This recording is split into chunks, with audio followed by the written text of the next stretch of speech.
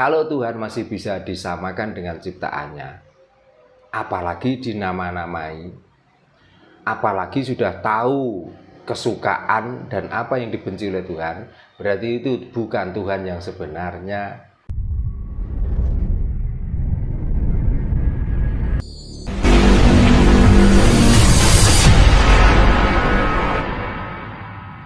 Sugeng wonten Pak Darno Nggih, wonten Rahayu. Nah, niki Pak wonten titipan pertanyaan. Nggih.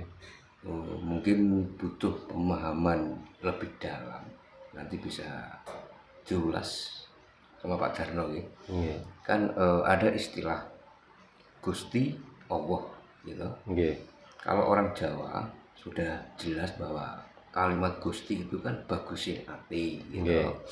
Nah, ini teman-teman ini minta sedikit untuk penjelasan dari Pak Darno. Sebenarnya Gusti Allah itu emang satu kalimat atau memang dua kalimat? Soalnya kan orang-orang berasumsi bahwa Gusti Allah itu kan satu kata, kan seperti itu Pak. Nggih. Monggo Pak untuk dijelaskan. Nggih, saderengipun sugeng dalu, sugeng benangke malih. Nggih, sederek-sederek terpundi kawula pidalem.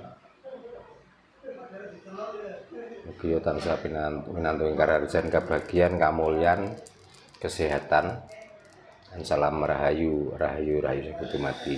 Rahayu. Nggih, kangge memahamkan tentang Gusti Allah nggih. Nggih. Apakah Gusti Allah niku satu bilangan ataukah dua bilangan? Mergi wonten Gusti, wonten Allah. Nggih. Nggih. Umpami niku diartikan dua nggih sami, nggih saged, diartikan satu nggih saged. Masalahipun ngeten. Gusti niku lek tasik gadah jeneng, berarti piyambake mboten Gusti. Ngoten. Dene. Tapi menawi dipun pahami kanthi lebet atau kan dengan dalam, Gusti Allah itu sudah jelas menunjukkan bahwa kita ada itu karena adanya Bapak dan Ibu. Karena kalau sudah membicarakan tentang Gusti Allah, identik dengan Sang Pencipta. Nah, manusia itu lupa. Dikira setiap penciptaan itu lalu larinya ke Allah. Padahal kita ada itu karena Bapak dan Ibu. Sudah pasti tidak terbantahkan lagi. Karena kalau membicarakan tentang Allah, siapakah yang berani menjadi saksi bahwa Allah itu pencipta? Gitu. Masalahnya ngeten. Ya, masalahnya begini. Di dalam Al-Quran, ya, untuk mengawali membaca apapun, kita diawali dengan membaca Bismillahirrahmanirrahim, ya, dengan menyebut nama. Nah, nama itu nama Tuhan. Nah, nama Tuhan itu dilanjutkan dengan nama Allah. Jadi Tuhan itulah yang dinamai Allah. Padahal Tuhan itu adalah satu kebenaran. Nah, yang namanya kebenaran itu tidak mungkin sama dengan bentuk fisik atau makhluk.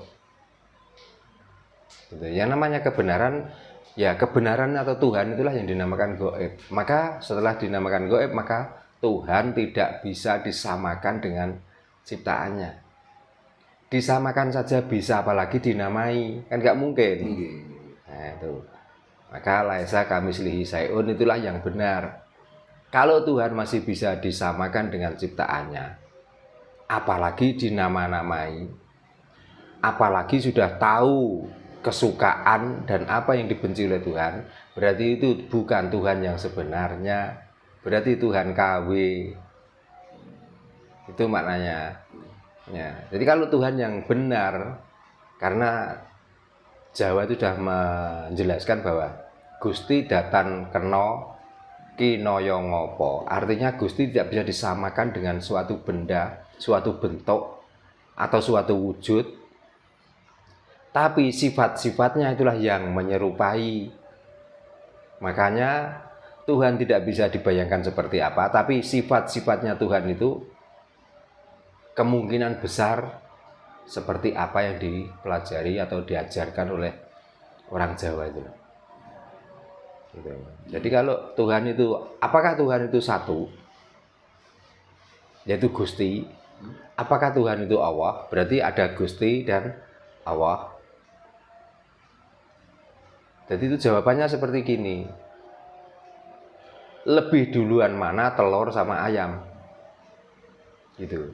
Jadi kalau dibilang awal mula ayam adalah telur juga salah. Dibilang telur itu awal mulanya ayam juga salah karena saling berkaitan. Maka begitulah sulitnya untuk memahami tentang ketuhanan. Berarti intinya istilah Gusti dan Allah itu termasuk dua kata. Dua kata ya, bisa dikatakan dua jenis bisa. Ya, dikatakan satu juga bisa, dari satu kesatuan. Karena kalau membicarakan tentang bapak dan ibu tanpa menyatu pun juga nggak akan menjadi pencipta, gitu loh. Tapi setelah itu bisa dipilah yang dari sumber bapak itu apa, yang dari sumber ibu itu apa, baru ketahuan. Berarti adanya kita itu adalah karena adanya bapak dan ibu, dari zat yang masing-masing dimiliki. Dari bapak nanti wujudnya jadi apa, dari ibu wujudnya dari apa, dan itu bisa dites melalui DNA gitu. Sesuai dengan ilmu sains ya, ilmu zaman sekarang, karena semua nggak mungkin semuanya itu sudah bisa diteliti. Makanya kalau bisa itu kita jangan terdogma dengan katanya. Kalau katanya nggak bisa dibuktikan, tiwas ngeluh nanti, tiwas pusing, ya nggak ada ujungnya. Kita percaya itu nggak jelas apa yang kita percayai. Kalau kita nanti nggak percaya, takutnya nanti setelah mati nanti ada begini. Jadi mendingan kita itu mencari yang nyata, yang fakta.